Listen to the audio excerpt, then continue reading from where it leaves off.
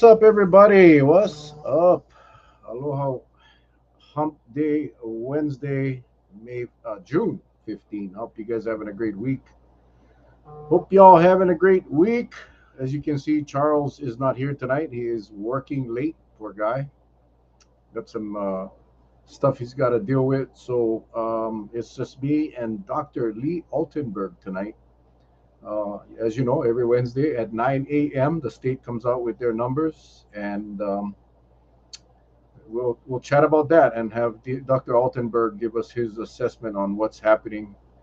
Um, if you watch the news, they're quick to tell you that the numbers are coming down, but the hospitalizations are climbing. The deaths, we had 9 more deaths. That's over one a day. I don't know. I don't think that's an acceptable level to declare this victory over COVID, but that's the message. And we'll hear, as Dr. Lee Altenberg does so well, his breakdown of the numbers and what we can expect.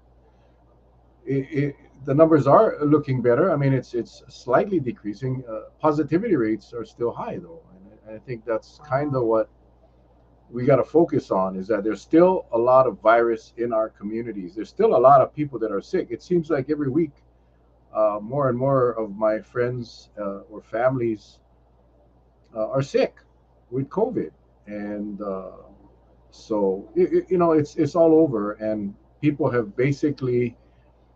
I believe this. I think the majority of the people in Hawaii, and definitely the vast majority of the visitors, are no longer practicing safe measures. I think they are comfortable with going maskless. They've just accepted the fact that COVID is here, and they're taking a chance that if they get it, it'll be mild, because the state keeps telling you how wonderful our therapeutics are and how wonderful the treatments are. And the message that I get anyway from the state is that we shouldn't worry, that it's all groovy. The governor continues to say they're monitoring. I mean, he's been saying that for years now. We are monitoring. We are concerned, but we don't believe that we should be doing anything differently. Wow. Okay. Whatever, Gov. Um, it's the messaging. I mean, the commercials that are coming out, the political commercials, Josh Green's commercials, two of his commercials, two different commercials, uh, acknowledge the fact in their mind that we are past COVID and we're moving on. And again, people are listening this.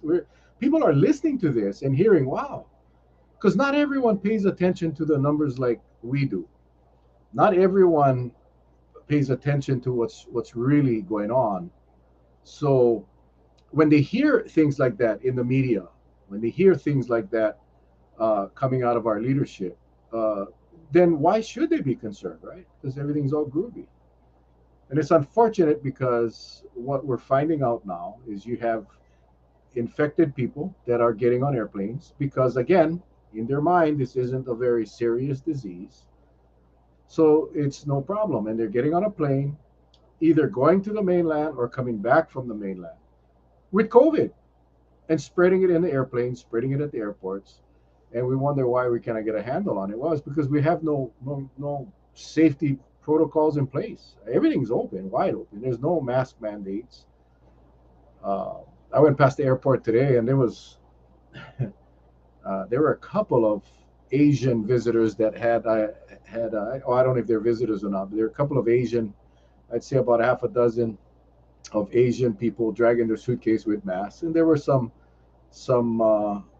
non-Asians as well. But the vast, I'd say 95% of the people that was clogged in the middle TSA checkpoint trying to get through into the terminal were not wearing masks. Very, very, very close together. So, but again, do you blame them? Because the messaging is quite clear that it's not a big problem anymore. Right? We're not even talking about it anymore. It's just go for it. Airlines haven't done anything to keep their passengers safe. They're proudly letting their passengers know that we don't have a mask mandate anymore. They're happy about it, right? And because they don't care, right? The passenger comes in and they go out. I'd be concerned about my employees. I'd be concerned about my crew. Even if I don't care about the passengers, I think I would have some concern for the safety and health of my employees and my crew. But no, it's just go for it, let her rip, and it's unfortunate.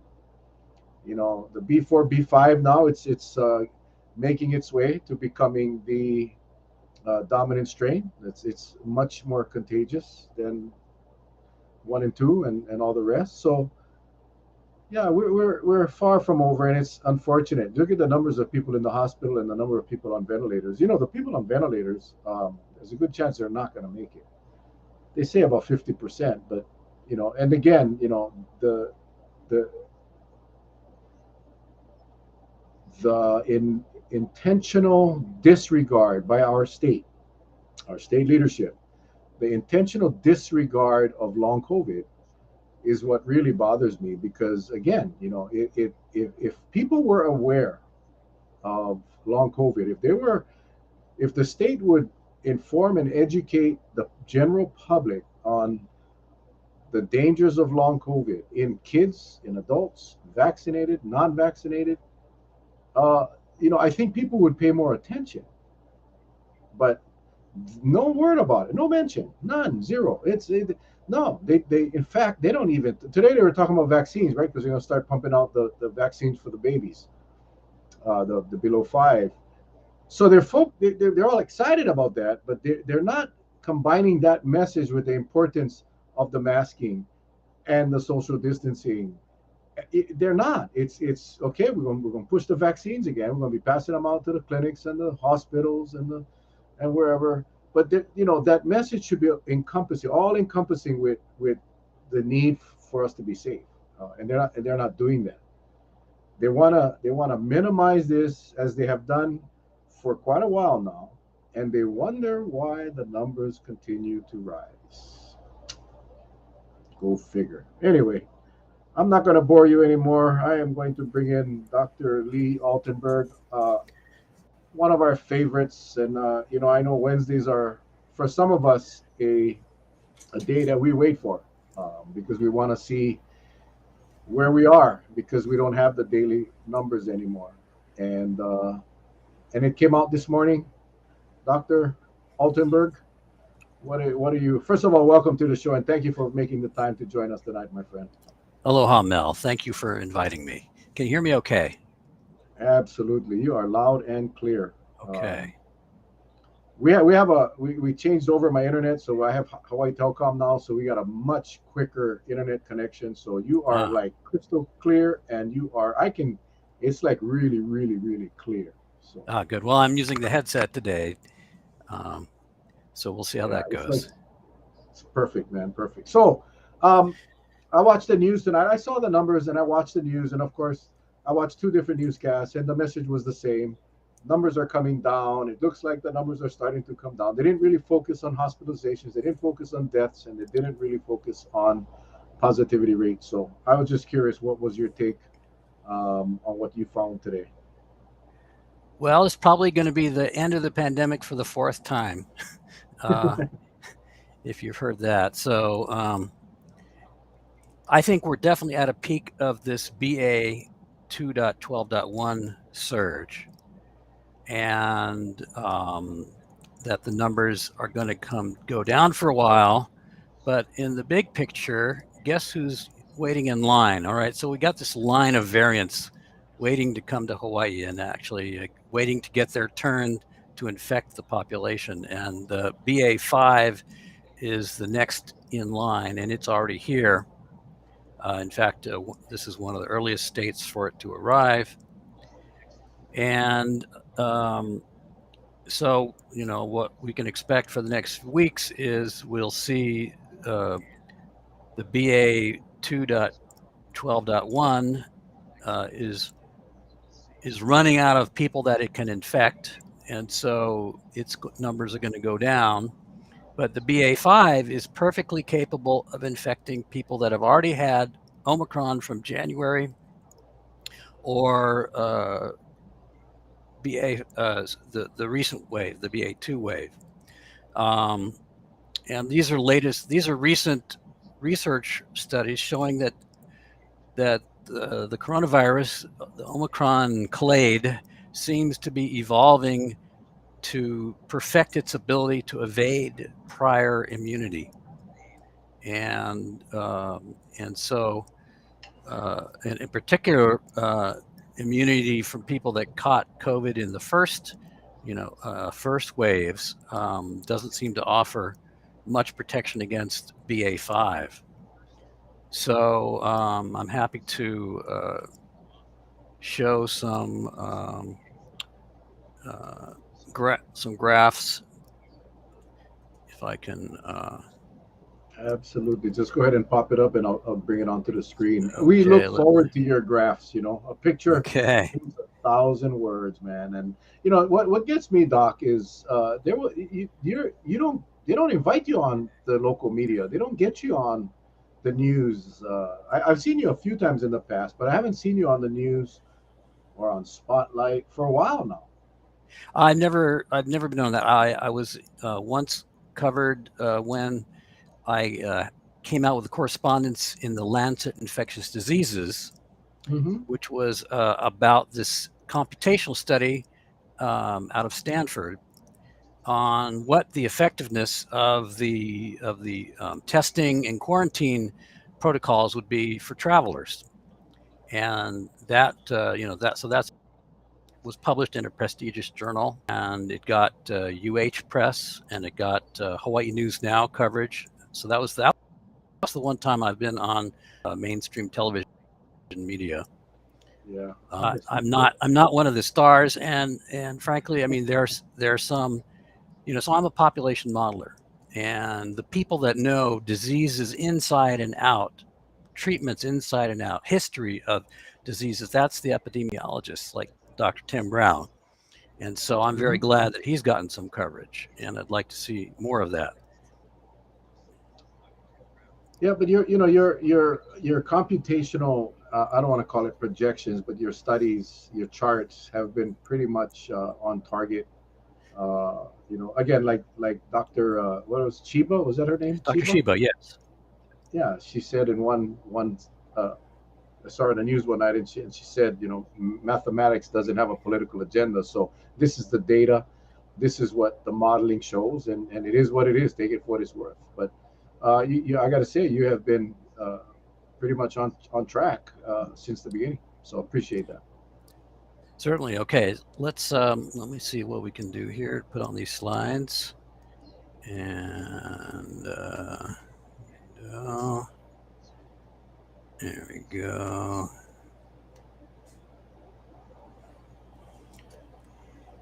There it is. Do You're up. you see it? Okay. Yes, we do.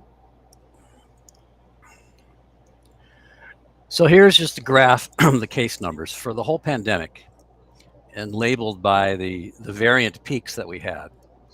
And so here we are, the latest data dump from the Department of Health in Hawaii. And so this is day by day. And so you see, each day of the week, there's a kind of a factor. So certain days, they have much less testing than others. And that's why everything's a zigzaggy line. And so the peak daily report of this current wave, the BA2 wave, is this orange line. And you could see how far we've outstripped the Delta wave. Or the Delta wave was the one that put most people in the hospital at one time. And the BA1 wave, that was the Omicron wave in December and January, you can see it went above 5,000 at its peak. And here we're not quite at 2,000 at this peak. But the thing is, people didn't have all the home tests back in January. And so there's vastly less testing now than there was back then. And here I've marked when the end of the mask mandate and the safe travels program was. And you can see things did not get better in terms of our case numbers after that, after those public health protections were dropped. Please interrupt anytime you got any questions for any of these.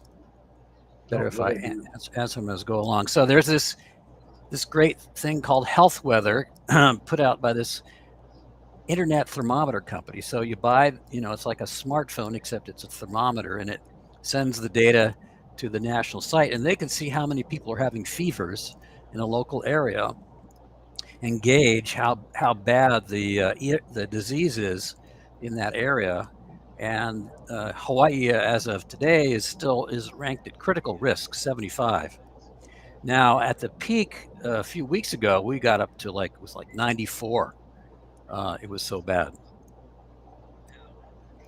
So things are still very bad in Hawaii on their scale. All right, so this doesn't matter about home tests or anything like this. Just somebody, puts the thermometer in their mouth and they get a fever, and it sends it off to the company, and then they aggregate the data, and then they measure the relative risks. And so here's how Hawaii is picking right now. And here's hospitalizations. So they're still going up. They have not peaked. And that's because they're typically like 3 weeks behind cases. So people, they can have the first week can be mild, first week of symptoms. The second week, if it's going to get bad, that's the week that it starts getting bad, typically. And then the third week, things get really bad, and that's when people get admitted to the hospital. And so these are lagging indicators, and there's still we could still expect more people to get in the hospital. So it looks like it's about 220 now, and so the peak of the Omicron wave was something like 400. So in terms of people in the hospital, it's not nearly as bad.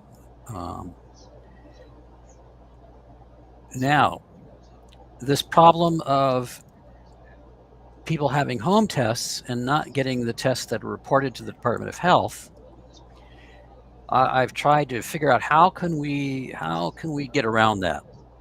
And one thing that we get is this estimation of positivity. So the fraction of all the cases, all the tests that people take that are reported, which turn out positive. And so I did a little, bit of mathematical computer estimation here, and basically I trained an estimation algorithm during this period here,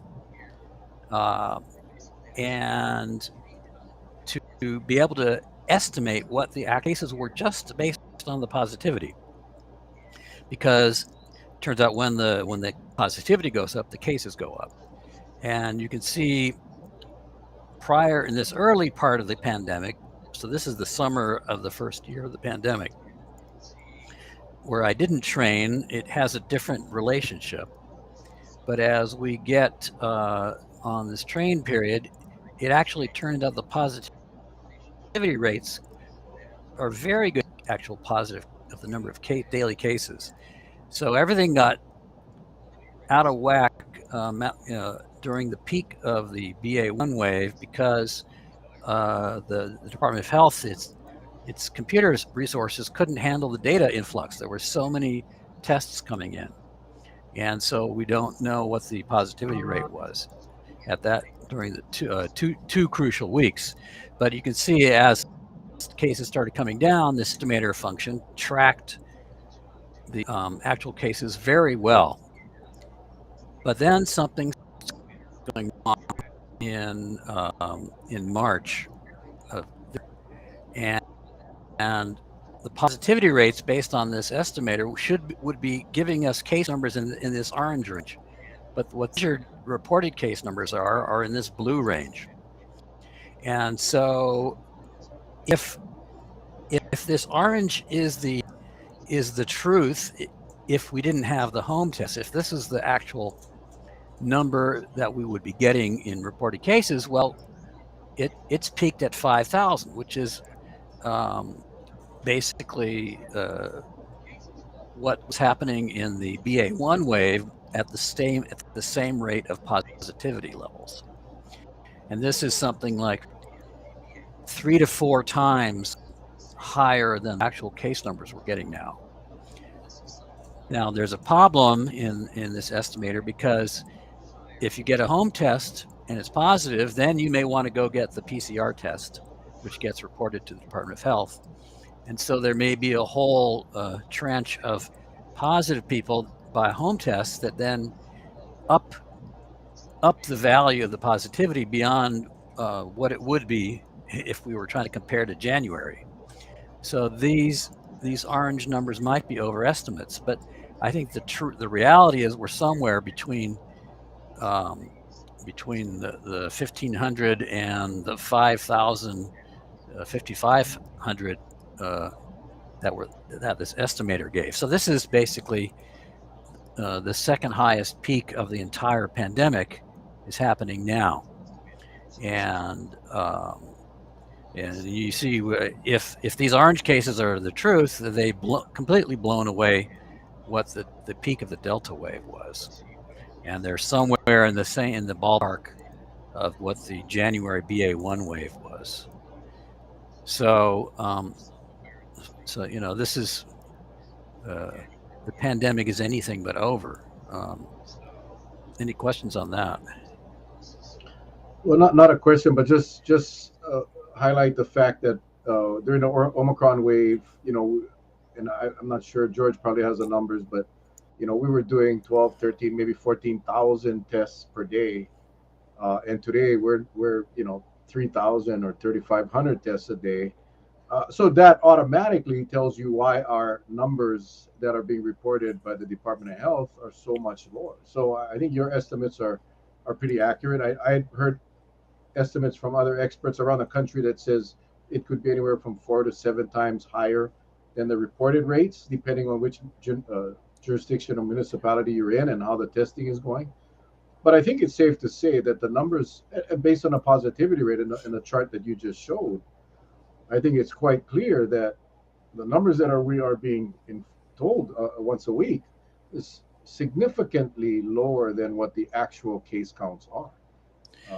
And the hospitals, you see on the testing, on the positives, on the reporting of tests or numbers, daily numbers, it can be skewed because the fact that the home tests are being done. But the hospitalizations and deaths, no, there's no way to get around those numbers. Those are real numbers, and that climb on your graph for hospitalizations is quite scary.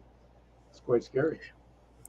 And I should mention, so this is an estimate. This is an estimate of the case numbers, but the case numbers have never been the actual infection numbers, and they've always been estimated to be not more than a third of the actual infection numbers. So if you want to estimate what fraction of the population is really infected, it's going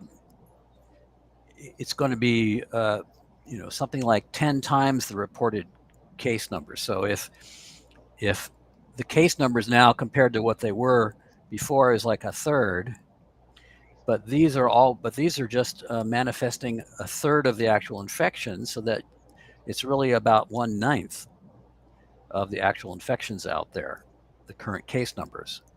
So we're talking about something like 10,000 daily new cases in Hawaii, which is huge. Wow. So this is just a way to compare case numbers, which are always a great underestimate of the actual infection numbers. But that's unknown. The infection numbers are this is unknown and unmeasured, because we just have our instruments available, which are these reported PCR tests. So here's something that I was prompted to look at based on recent political advertisements that have claimed that Hawaii has done the best in the nation as far as the pandemic case counts go. Because if you just saw just in the past couple of weeks, Hawaii became number 1, the highest per capita rates in the country. And so I wanted to see, well, what's the history of how the Hawaii case rates rank up against the rest of the country. And so what I did is I I calculated the daily case rate and divided by the population size for Hawaii, and I did that for the United States, and compared those two per capita daily case rates. And here's the result. So this is dividing the Hawaii rate by the USA rate. So along this line here, the green line is where they're equal. And so very early in the pandemic, Hawaii was out equal to the rest of the USA, but it dropped way, way down in the after that. And here we can see during the summer, the first summer of the pandemic, the Hawaii was doing worse and worse relative to the U.S., and then that actually got worse than the average rate for the U.S. for this time period. And what happened here was the second stay-at-home order, and that dropped the cases tremendously. And then after that, Hawaii did much better than the United States. Look at that; it's something like 15% the per capita daily infection rate of the mainland. But then as 2021 progressed, the Hawaii got worse and worse and closer to what the mainland rates, and actually had this peak where it exceeded that, and it dropped and it went up again. And then as 2021 came to close, Hawaii again did much better than the mainland. But then the Omicron spike hit, and Hawaii got as bad as the mainland, and then much worse, almost twice as many per capita daily cases as the mainland of the U.S. during that BA1 peak. Now, if I recall correctly, please refresh my memory, it was about this time in December that Hawaii dropped its indoor capacity limits. Does that sound correct? Yeah, I believe it started with Oahu. Oahu did away with the masking and the capacities, and then the rest of the state followed shortly after that. But that Yeah. was they were setting up for the holidays, the New Year's. They wanted to make it a much more fun New Year's. Yeah. So, the mask mandate continued till March 26th for the entire state. But so the mask mandate was still in place, but the capacity limits were gone. And look at here all the tourists come, and Hawaii is almost twice as bad the infection rate of the U.S. mainland. But then that dropped, and Hawaii was doing about maybe 80%, 20% below the mainland rate until the BA2 wave hit again. And this orange line is when the end of the mask mandate happened and the end of safe travels. And the Hawaii rate got worse than the mainland rate, but it kept getting worse and worse and worse until now, in the past few months, and at this very moment, it's between 2 to 3 times the infection rate of the mainland. And this is a range. It's never in the entire rest of the pandemic. Never been this much worse than the mainland than it is now. And it's impossible to be for sure about this, but I would guess that the end of the mask mandate, which a lot earlier on the mainland, combined with the huge influx of tourists. I mean, basically, was it with 30,000 tourists a day in 4 months, the entire population of the state has come as a visitor and left, and so we're getting a huge influx of people bringing in infections and there's no longer with them, and the airline mask mandate was struck down around the same time. And so there's just an open channel, and it's possible that had we not had the mask mandate and the other protections during this period, that we would have stayed in this realm the entire pandemic because of the influx of travelers. So that's my speculation. But data were unprecedentedly worse than the mainland United States in terms of our per capita infection rates now. And what can explain that? I don't think the residents of Hawaii have decided to have COVID parties. I think I still in Manoa Valley, at the Manoa Market, see lots of people wearing masks. And I don't think that this peak here can be explained by any radical change in anything but the state's public health protections. So that would be my hypothesis for this unprecedented peak relative to the U.S. mainland. Well, I mean, that's, I think, the only correlation that can be made. And of course, we cannot be positive, but I mean, what the numbers don't lie. George was asking if there's a correlation to other tourist hotspots. I just saw an article today. I wish I had saved it. I can't remember where even I read it, but it was that Hawaii was one of them, but there were many tourist destinations. Florida, I can't remember if the Virgin Islands were there, but I know Puerto Rico was. But many of these summer destinations across the world are all experiencing significantly higher case counts for that very reason. And this virus is piggybacking their way right into our state and these other locations that are typically summer vacation spots. So and we just started the summer rush. So we're going to see much more people coming in, which in my opinion, and Doc, correct me if I'm wrong, I mean, I guess we can safely assume that more people coming in unprotected, no safety measures, chances are we'll be getting more virus in. I mean, is that something that we can, is it safe to assume? Well, yeah, I mean, the thing is, it can overall, whatever protective behavior the residents of the state are doing, getting this constant exposure to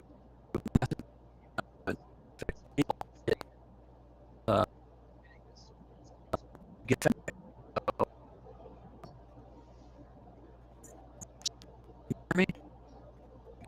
error message. Yeah, you're coming in and out. It looks like your wife.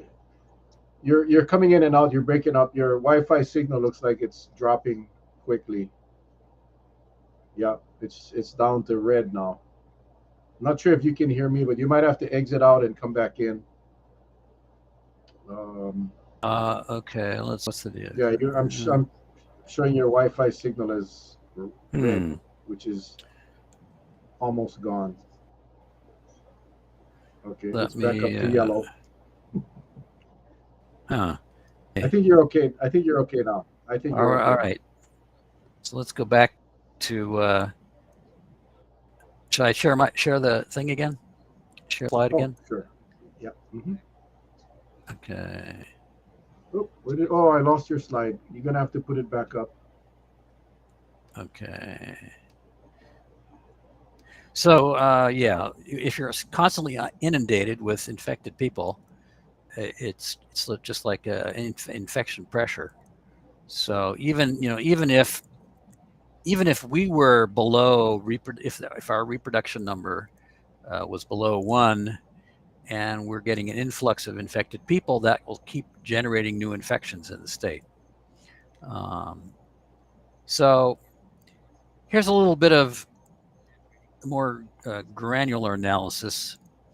So those zigzaggy lines you get from the day of the week variation in test numbers, the one way you can account for that is by looking at the test numbers and taking the ratio with what they were the same day of the week a week before. And then we can plot what those ratios are. And this shows a very clear shape to the pandemic. So the ratio, so that when it's 2 here, that means the daily cases were twice as much as they were 7 days before. So we see with this Omicron wave, the yellow line is Oahu, it got as high as 4 times as much. So at the peak at about January 1st, when all the New Year's visitors were, well, there was 4 times as many cases reported as the week before that. And that rapidly came down, and looks like the other islands had a delayed burst, probably when all the Oahu people, when it spread to the other islands. But anyway, they came down, and so this is the height of the ratios. So when the ratios come back to 1, that means you're at a flat spot in the pandemic. And so by the end of January, they were a flat spot. So this is the peak. So this is the fast growth rate, but this is the peak in the total numbers, and that was at the end of January.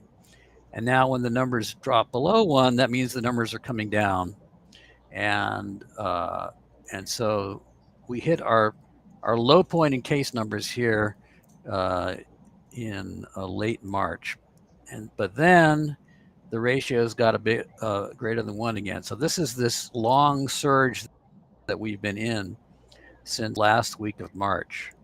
And so the fastest growth rates for about all the counties was around about beginning of May. And now they're hitting this one line, which means it's flat. So 1 week has about the same number of cases as the previous week, which means it's flat, and that's a peak in our case numbers.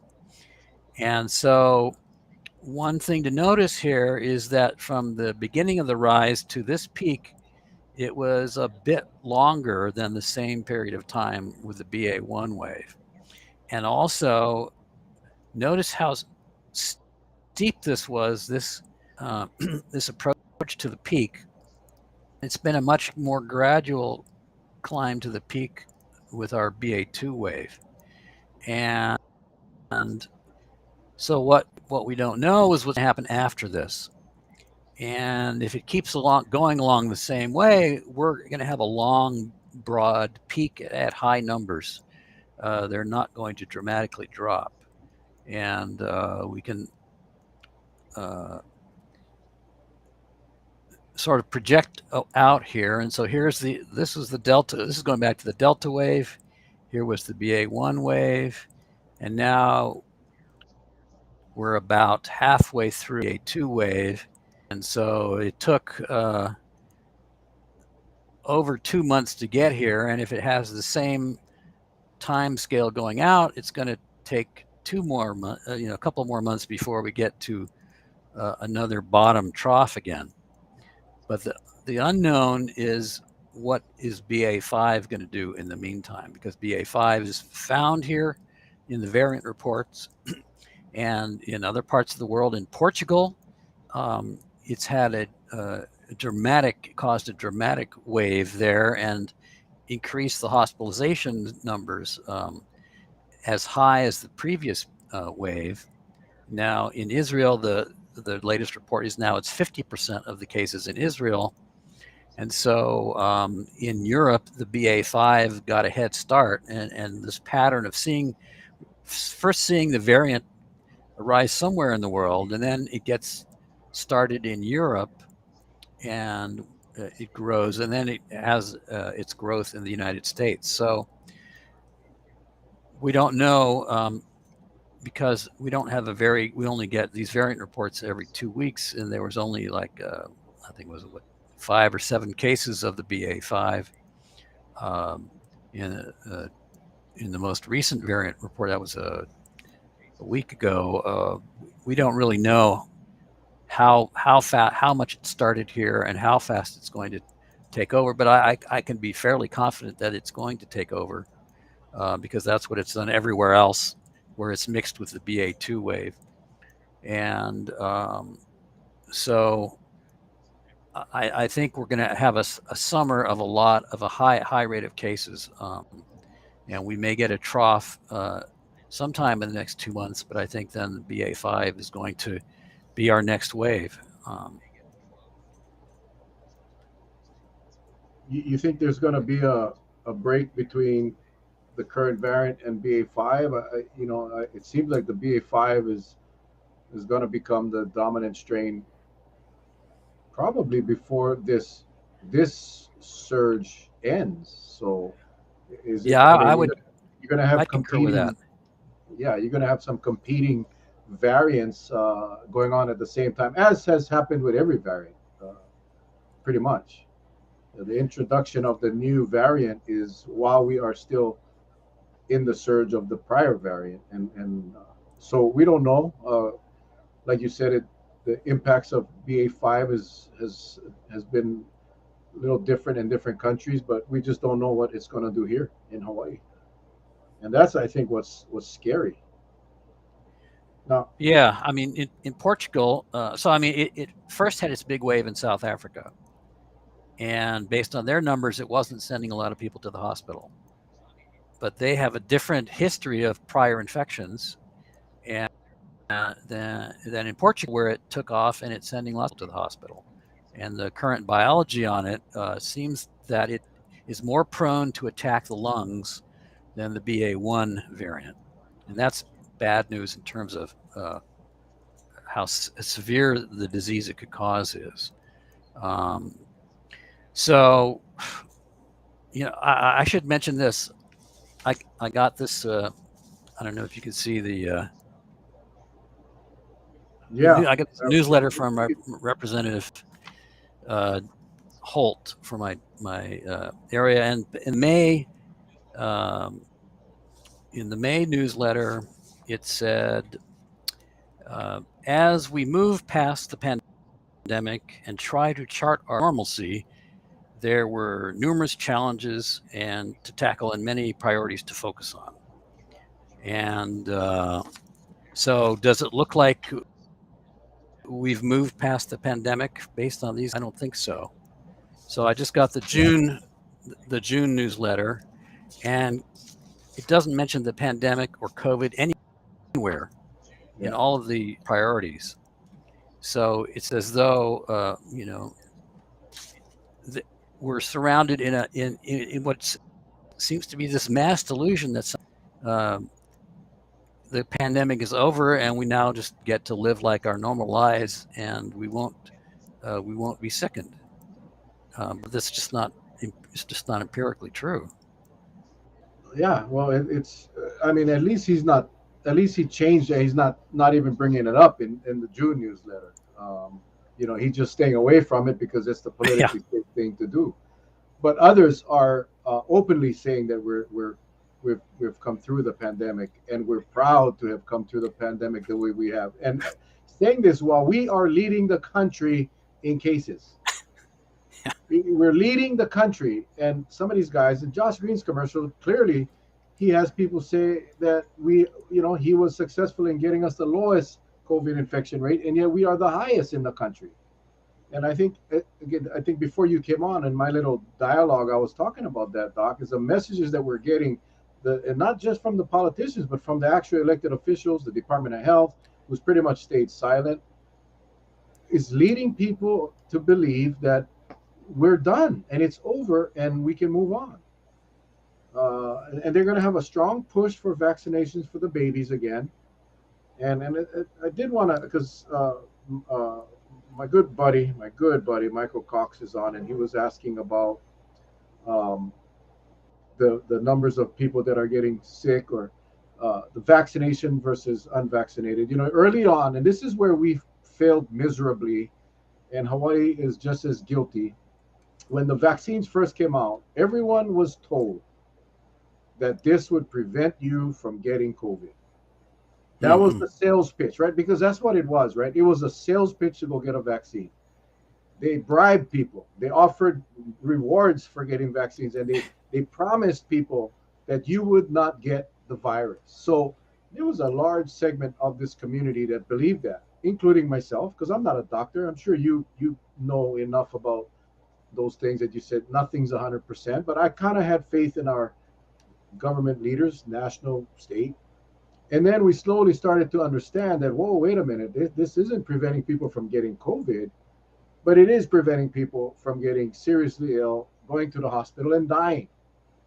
And there are still many people that believe that that's not true, that more people are getting sick that are vaccinated, that there are more people that are dying that are vaccinated. But I did want to share this, Doc. I'm not sure because this is something I pulled up from the CDC, and it is quite telling because let me put it up here.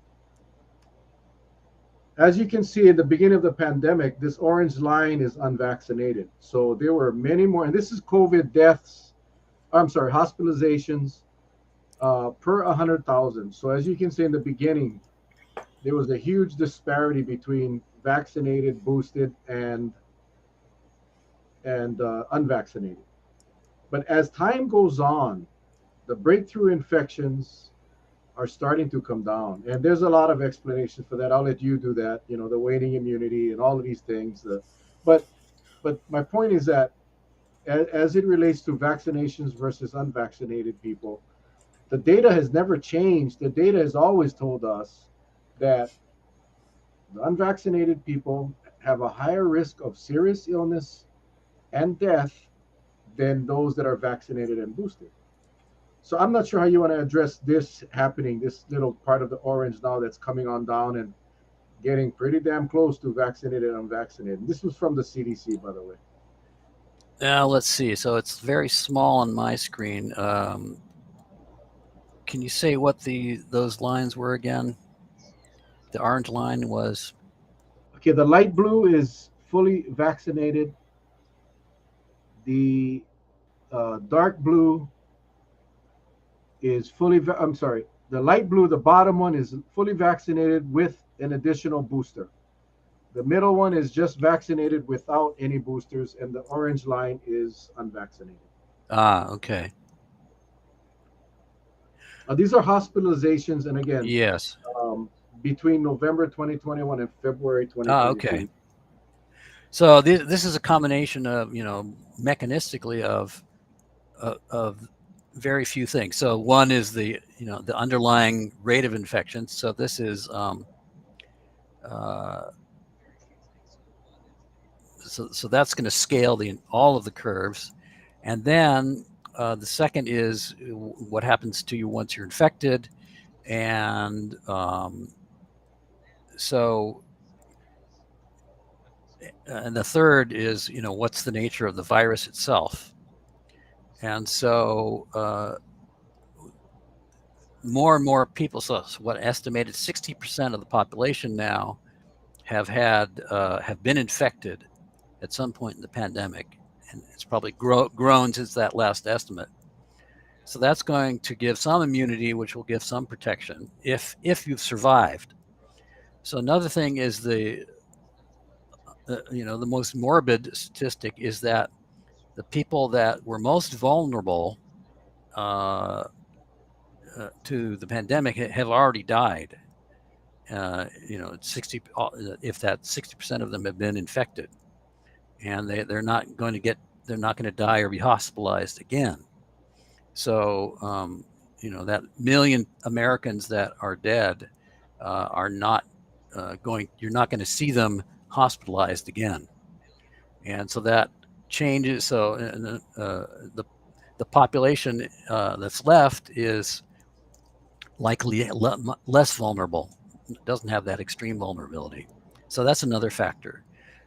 Then the virus evolving to be less severe is another.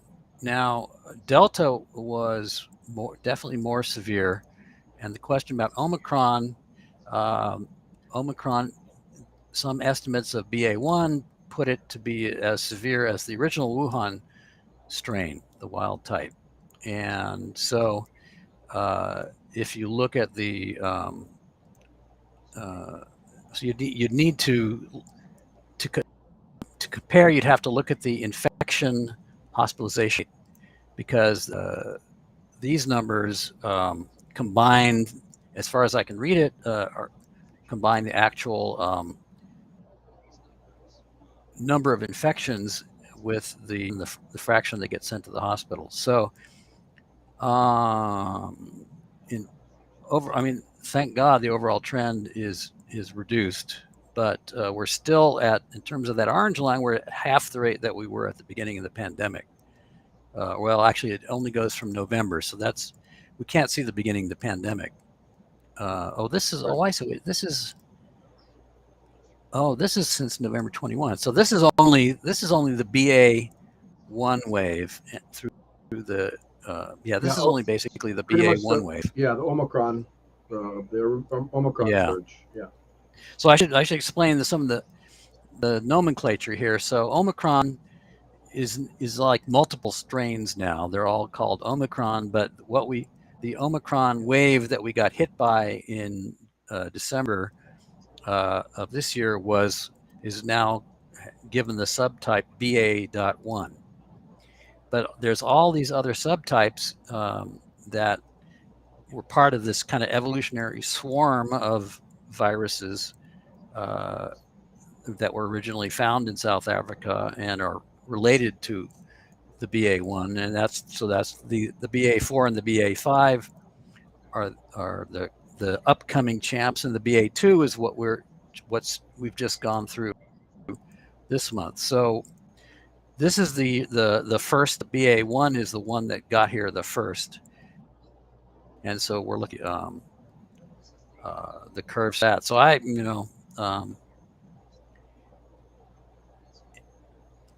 can't. I can't. Yeah, no, I got it. Yeah. Let me just put up this other slide here, because it's number one, it's much more recent, and number two, it's from March of, and let me get this thing in the full screen. Oh yeah, this is an important one. Yeah, this one is the deaths and different age groups, and I think my point I'm trying to make is, and this is to Mr. Cox, who asked the question, and we appreciate all the questions. And this is in March of 2022, so this is the most recent I could find that obviously at all age groups, the unvaccinated group has the higher death rate. If you look at 65 and above, significantly higher.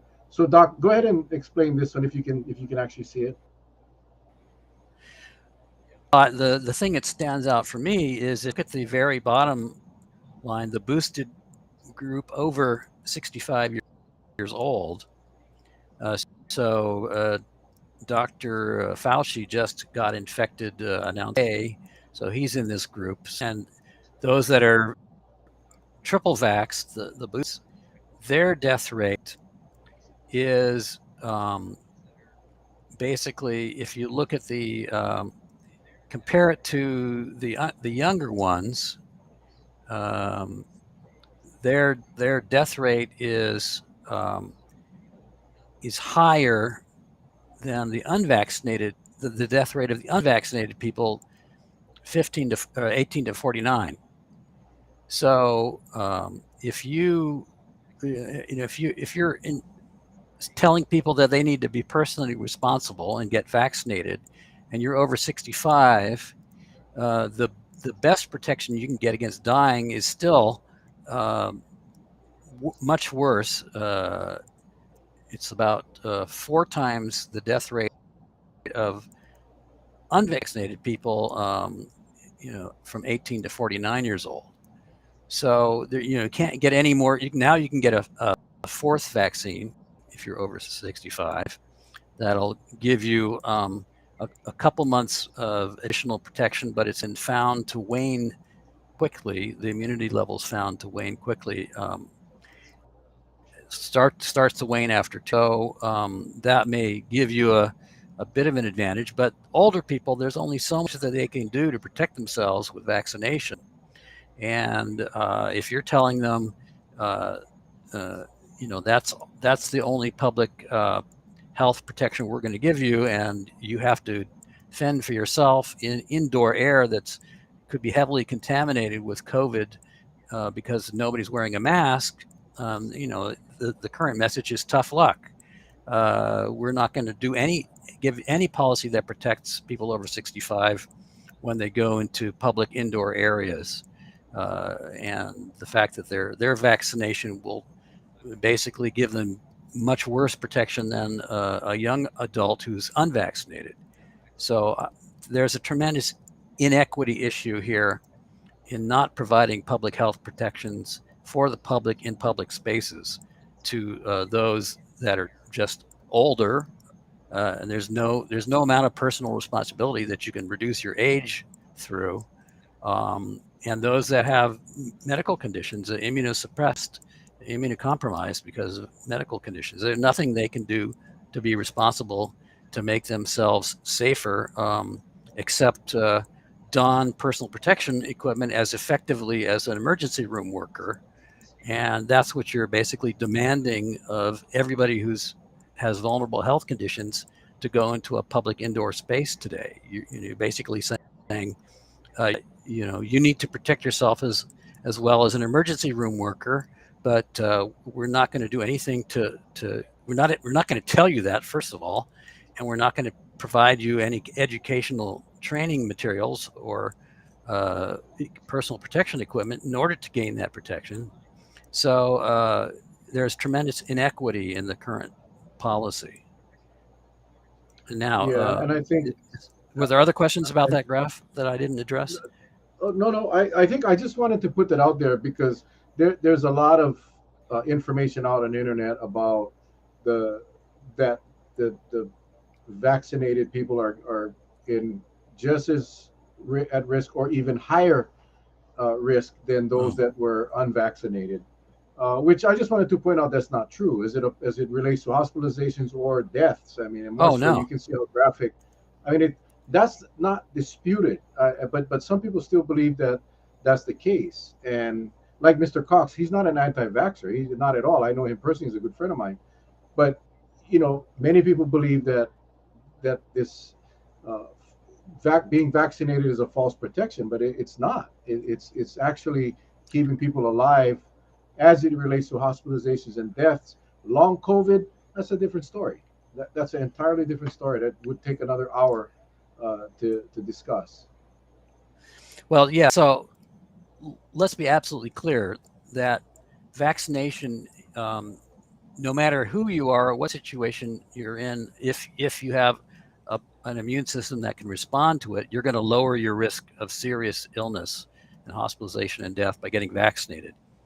I don't know, for just about anybody at any age, that's the case. And the big, so in terms of the big picture, the problem is the vaccines that we have now are for a virus that's been pretty over a year ago, the original Wuhan variety.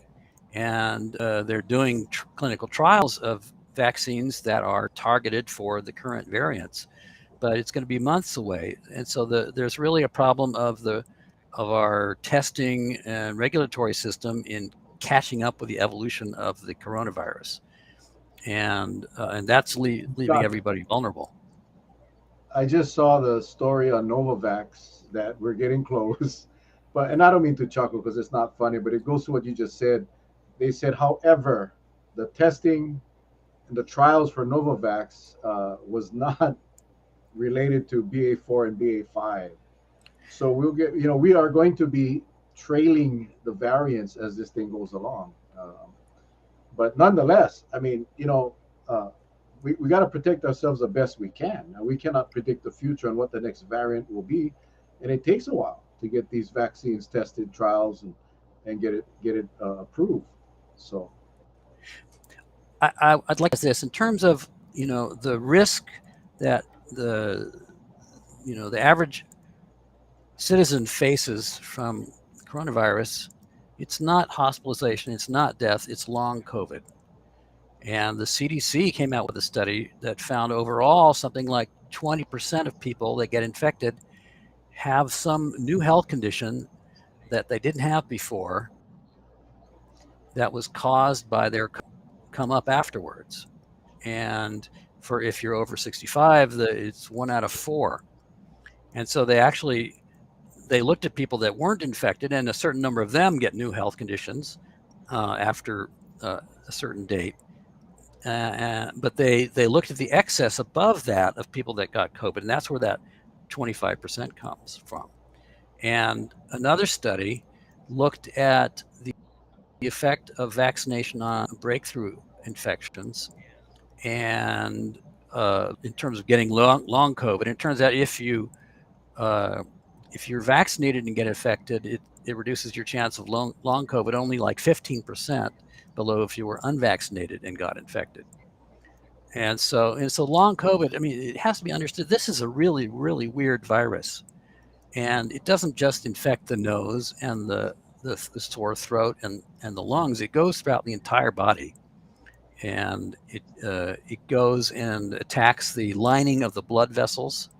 And that through that mechanism, and it seems to set the immune system off into various deranged states. And so quite a number of people get autoantibodies. So antibodies get basically it's friendly fire. The immune system starts attacking your own body because it's slightly deranged by the COVID infection. And this is all part of the progress of science going on right now to try to understand what this long COVID is. But another paper just out today showed how it can cause the demyelination of the nerves in the brain. And so, a common cold doesn't attack all these different organs in the body in the same way that COVID does. And why some people seem to get out scot-free and others get completely debilitated by long COVID, nobody understands it yet. But it's not, you're not protected just by being a healthy person. And another important thing is that people seem to have gotten gotten very sick by starting exercise too soon after having had COVID. So that's another recommendation that's been circulating is, take it easy for weeks after you've been infected. The thing is, every wave is getting more anxious than the last. So circumstances where you didn't get COVID in the past may not protect you now. And obviously that's what's happened to Dr. Fauci and all the other government leaders that we've heard in the recent weeks getting infected. Whatever protective measures they were using proved to be inadequate to the current variants that are circulating. And BA5 looks like it's just going to be worse. Yeah, and it's a shame that our people are not being forewarned. The public is not being forewarned. The public is being misled to believe that we have come through COVID already, and this is how it's going to be. And we need to. I like how you talk about the personal responsibility. You cannot do anything about your age. You cannot do anything about your immunocompromised body. This is what you got, and it's just not fair. There's many people that need to go to Oahu for medical treatment, doc, and you know that I gotta. There's no doctor here that can do what I need done. I gotta go to the airport, and I gotta go stand in line with hundreds and hundreds of people who don't give a damn about anyone else. They're not wearing their masks. I can hear people sneezing and coughing. Then you go in a plane, in a little tube that no one's wearing a mask, and I cannot control that. I don't have my own jet. I don't have a boat. I can't swim to Oahu. I need to go in those places. And I believe it's the government's responsibility to keep those vulnerable humans safe by a simple requirement to wear a doggone mask. That's I guess the what I'm challenged with. And why is it such a heartache for people to require someone to wear a mask in an airport or on a flight? I don't get it. And we are putting our loved ones at risk when they go into those environments that they have no choice to. I'm not going to Vegas. I'm not going to Disneyland. I'm going to my doctor that happens to be on Oahu. Can I share something from the governor's signing ceremony today for probably a meritorious piece of legislation? Let's see here. Come on. Okay. So this was a streaming. So here's everybody assembling for the signing ceremony. You can see they're all except this guy they're wearing a mask. But then when they've gathered all around and they're ready to actually take out the pen and sign it, they all take off their masks except for these two people. And this woman has brought a baby into this room. So obviously she wouldn't do anything that would risk the health of her baby. So someone is informing her that this is a safe situation. But somehow this fellow and this woman are persuaded that this is safe. And so this is what we're all running into, is that social pressure. So here, it's just for a little publicity and a little ceremonious law. And the majority of people have said, well, the risk of getting COVID is worth it to have my face shown in this photograph, for the public. But these two people calculated, there's something they know about COVID or their risk that everybody else doesn't know, and they're protecting themselves. So I would be among those. In fact, I'd be reluctant to go into a room like this unless everybody had taken a rapid test beforehand, because I know of a story in a tech company in California where on Friday everybody in the lunchroom got COVID just from sitting an hour in a lunchroom, and so it's an extremely contagious. And what's the information here? So at least they came in here with some level of information, but when the social pressure built up to show their faces, they all succumbed. And let's just hope that Should I go back? whatever. Doc, go back. I'm Yeah. sorry. Go back to the first picture. Go back to okay. This is their setting up, right? I'm sure they told everybody, hey, wear a mask. Wear a mask, and then they all do their thing, and then someone says, all right, photo op, guys. I bet it's a bunch of politics, and then okay, it's time for the photo op. Take off your mask. Take off your mask, and they did, except for the two. That's Senator Carl Rhodes, and I believe that's Bennett Misalucha. She's with the woman with the mask. So yeah, the rest of them all mouths open, smiling, happy as pigs in voodoo. And again, that's the message they're putting out to the people, though. I mean, I guess that's what I'm trying to say. The message for the last year, I guess, maybe even longer, has been to minimize this impact of COVID, so people can go on and live their normal lives. And if not for this massive surge that we're having with this new variant and the impending BA5, yeah, I don't know if I'd be rushing people to go back to normal right now. I don't think I would do that. I mean, we're twice the infection rate as the rest of the country right now, and we are well above the peak of the Delta and comparable to what the BA1 wave was. So we're in peak pandemic as we speak, and people should be taking every measure they can to protect their health. You only got one body, and if it's wrecked, what are you going to do? Who are you going to, you can complain here, you can complain there, but nobody's, it's Humpty Dumpty.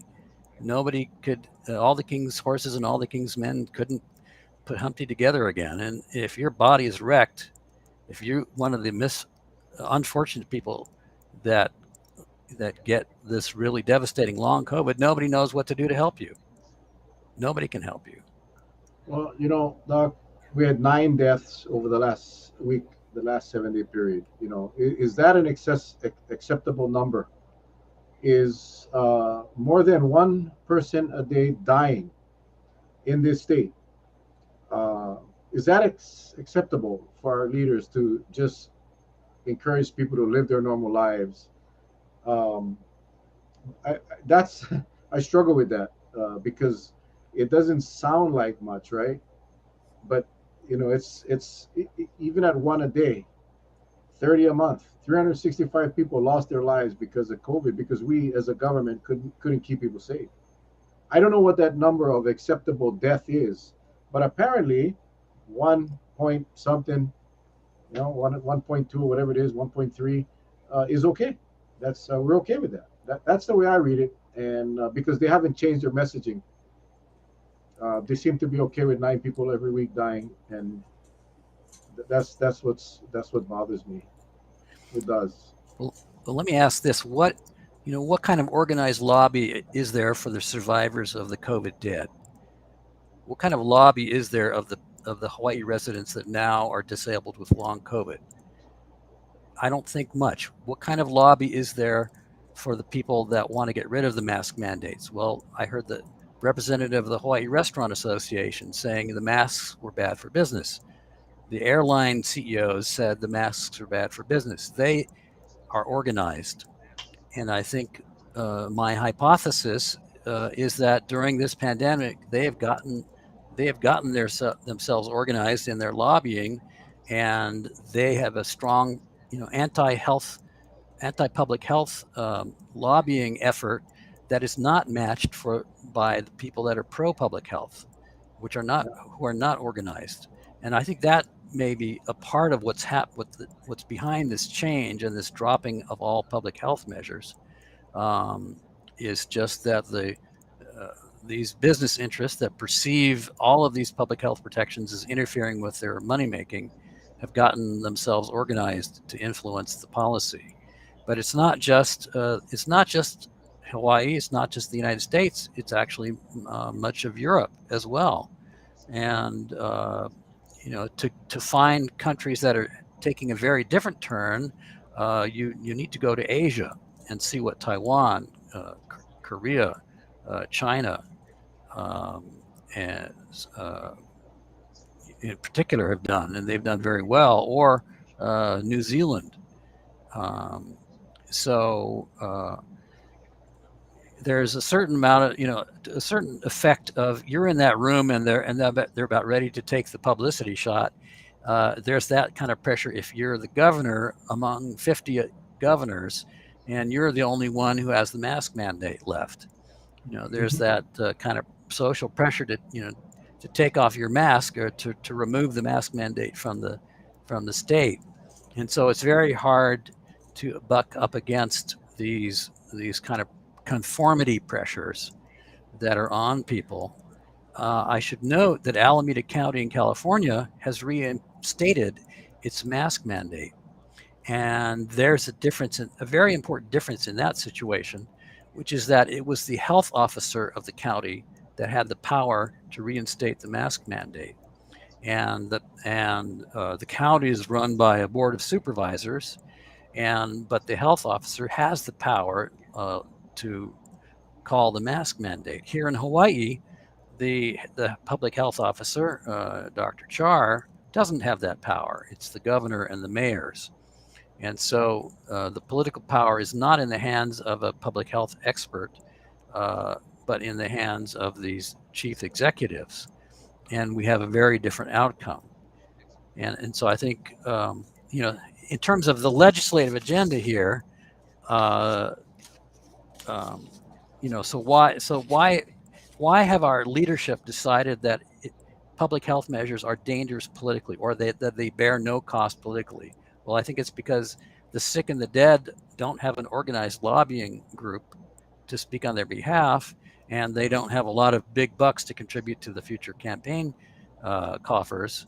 Whereas the airline industry, the tourist industry, um, that's a chief source of organized money in the state. And so basically, our public health policy is being subservient uh, to the main avenues of money making in the state. But anyway, Well, no, you hit it on the head, Doc. I mean, that you hit it on the head that these organizations, agencies lobby our state leaders, our elected officials, our political candidates. Those dollars, those millions of dollars, that's what's funding the commercials you see on TV to convince the people that everything's all good. You're right. There is no lobby. There's support groups. There's Facebook groups. Our politicians don't listen to those people, right? It is about the money. It is all about the money, and it'll be interesting when after this next primary election comes through and all the candidates need to file their campaign spending reports. It'll be interesting to see who got what, Mm. and you will be able to tell. This election will be proof. I mean, it is every election, but this one will be even more so, very evident of how the money that comes from these special interests, these corporate donors, and these PAC committees, these super PACs, how much influence they have on the decision making process of our elected officials. You're going to see it loud and clear. And right now we're in the middle of campaign spending reports, but once this next one comes up after the primary, you'll be able to see who got what from who, and if they're incumbents, you'll see what drove them to some of these anti-health decisions. That's what gets me. They are responsible for deaths that should never have occurred. That's how I feel, and I'm sticking to that till the day I die. Many people could have been alive today if we had implemented those safety protocols in place that they chose to lift back in the day. So yeah, it's frustrating. But anyway, So I mean, the what's really disturbs me is that it seems that our political leaders have discovered there's no cost to dumping public health measures, and that there is some cost to even talking about them. So why is this newsletter, is the pandemic completely erased from Representative Holt's newsletter? Um, it's obviously um, they don't think there's any political benefit to talking about it. So why is that the case? And if it makes me, wonder if the politicians are saying, well, if I could dump all of these public health measures from the agenda, what else can I dump that's in the public interest from the agenda? And I think at the beginning of the pandemic, the leaders thought, no way could we let this pandemic, just run rampant and kill our residents. That there will be an outcry and hell to pay if we let that happen. And they took measures to try to protect the people. But now it seems that there's no hell to pay, and uh, no matter what happens in the pandemic, they've decided that's it. Two years of emergency measures is all we're going to give to it, and whatever happens after that, we're going to just treat it as though it wasn't a pandemic. So the governor saying we've dropped our emergency response and now we're into public health management. Well, what happens with the next variant? So BA5, and there's apparently a child of BA5, BA5.1, that's a spinoff. Seem to be the only things on the horizon at this point, but we don't know what is going to come after that. If nothing else comes after that, so maybe the pandemic is over. But I somehow, given the rate of evolution of these variants, I expect that there's going to be more surprises. And if you have a governor who's committed to having that the emergency measures are over, well, how do we deal with it? There's going to have to be some, uh, uh, if we're in an emergency and we're pretending it's not, we're in fantasy land. It's kind of like 2 years along in World War II, say January of 1944. Roosevelt said, "All right, we're moving from a war footing to Nazi management. All right, we're gonna manage the Nazis through our normal diplomatic means, and we're gonna pull out the troops, and because we're no longer in a Nazi emergency. I mean, how many Nazi attacks have there been on our country? Et cetera, et cetera. We never would have won World War II if we had approached it the same way we've approached this pandemic. And let there be no mistake, we are in a war with this virus. This virus is trying to parasitize the entire population as much as it can to reproduce as much of it as it can. And every one of us that gets infected is, we're working for the virus. We we are a genetic engineering lab for the virus to produce its next variant. Obviously, most of the labs don't do anything harmful, but in total, uh, the COVID has the biggest genetic engineering lab in the world right now, with 8 billion people at its disposal.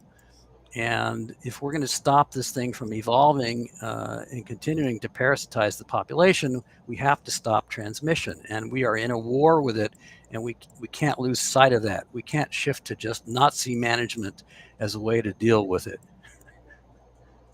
Wow. Well, we spoke about this on Monday night as far as our elected officials. I mean, a lot of the commercials are coming out, like you said, not even mentioning COVID. I think only Josh Green's the only one mentioning COVID. Um, and what he's saying is that it's over. But all the rest that I'm seeing, they don't talk about COVID. They're talking about the housing and so forth. But we talked to our viewers on Monday, Charlie and I, and we said, guys, it's us that's going to determine who gets in that legislature, in that governor's seat in a few months. And while they may all have short memories, or maybe they just don't give a damn because they think they're a shoe in, it's up to us to remember what they did or did not do and vote accordingly. That's the best advice I can give everybody. I mean, I can only vote in my district. Everybody can only vote in their district, but don't forget who did what and and who did not do. Who did what was needed to be done. That list is short. That list is short, but there were some that actually tried. But you got to figure it out in your district and vote accordingly. And that's the only way, because COVID is going to be around long after this election, in my opinion. And I'm kind of disappointed that we have tossed the public health and safety out, and we are simply uh, reminding people how nice people these guys are and what they promised to do for you going forward, when they had an opportunity to do what was needed in the last 2 years and they chose to ignore it. And we must not forget those people, and we must vote for someone else. That's I guess that's my closing thoughts. I mean, we cannot sit here and complain and not make an attempt to clean house. And I can tell you, I ain't voting for anyone that did not respond to our pleas for help, that did not stand up for the people, that did not raise their hand and say, Governor, you need to re-implement this indoor mask mandate. Hey, Governor, you need to put back safe travels. If they never said it, they didn't get in my vote, period. Because as you can see by Dr. Altenberg's charts and all the data, anytime we lifted a safety protocol, whether it was mask mandates or safe travels, the spike was immediate. There is no dispute about what causes the spikes. We know what causes it, and these people allow it to continue. So thank you for letting me vent, Doc. Thank you. Are there any viewer questions that weren't addressed? Any of your questions? Any of your questions? Let me see if I'll scroll down real quick. This thing's been scrolling pretty quick.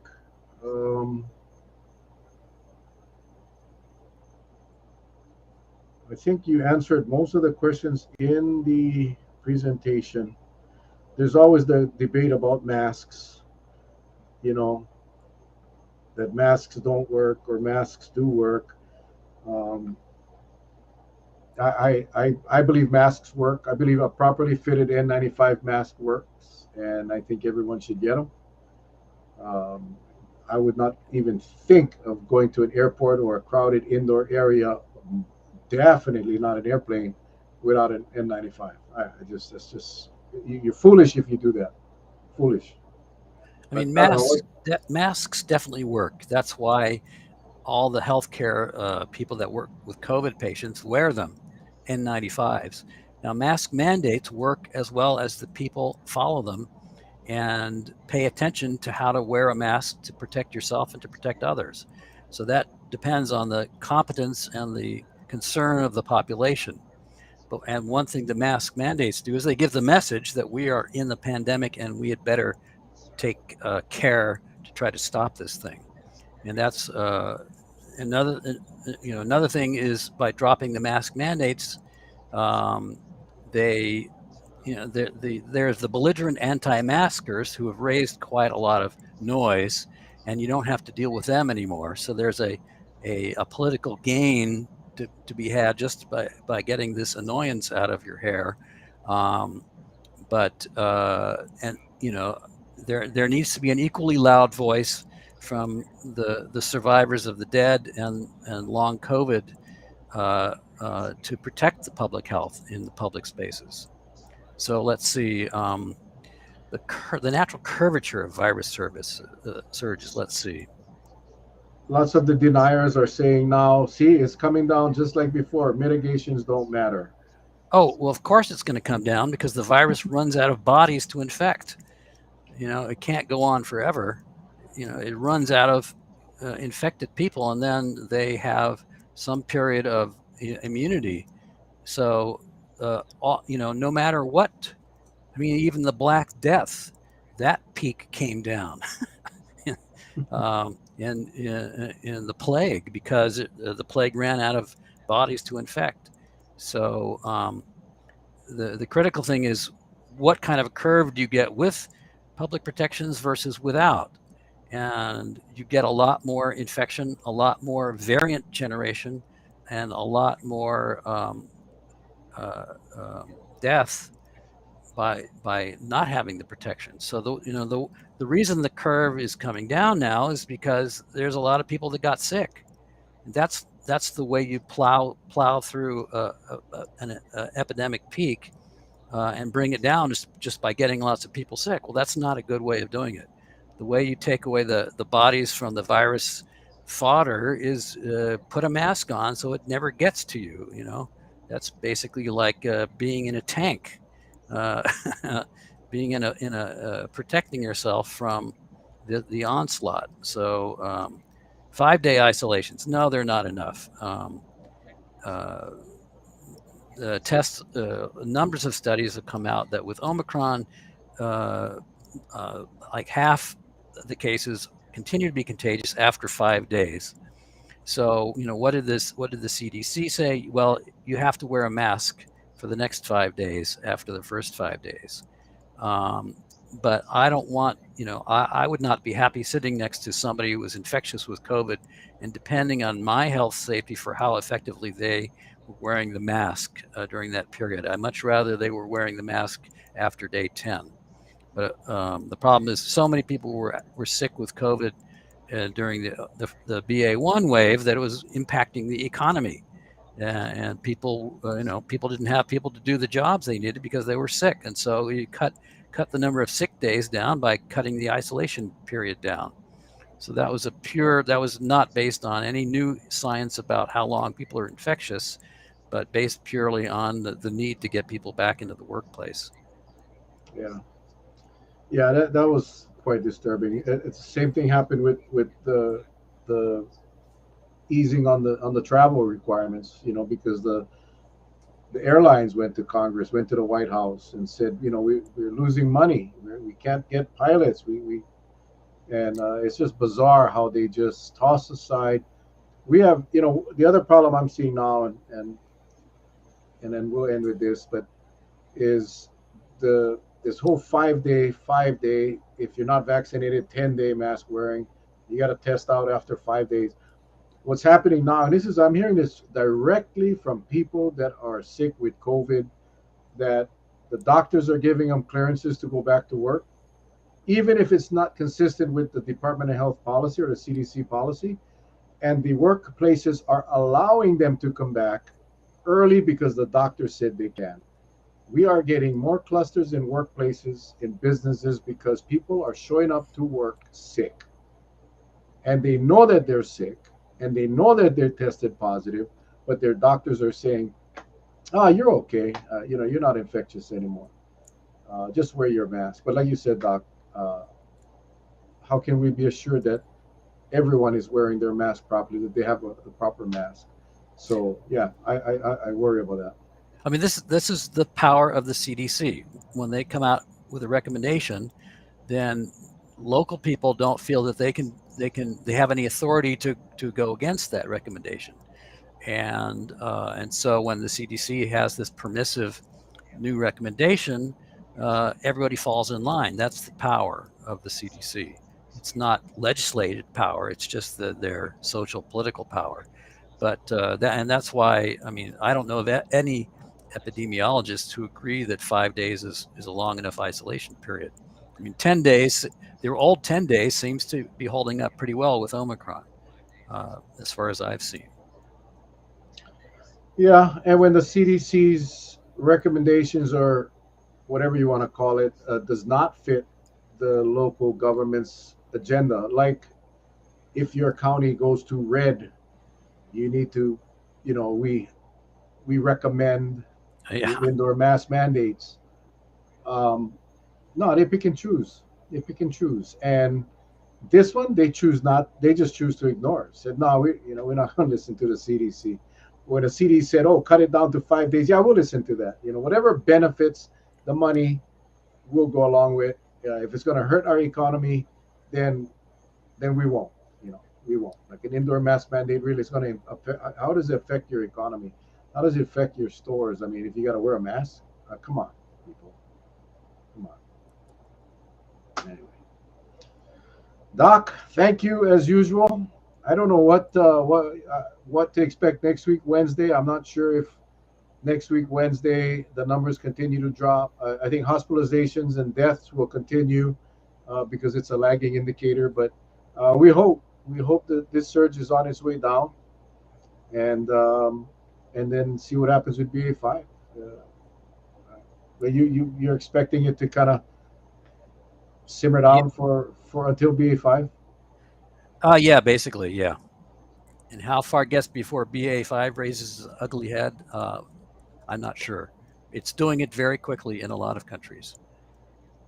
So, All right. Well, Doc, thank you for your time. Appreciate you and your slides and your knowledge and your clarity. I think next week, Wednesday, we'll see what the numbers come out. Maybe we'll get you and Dr. Brown back on again, and we can.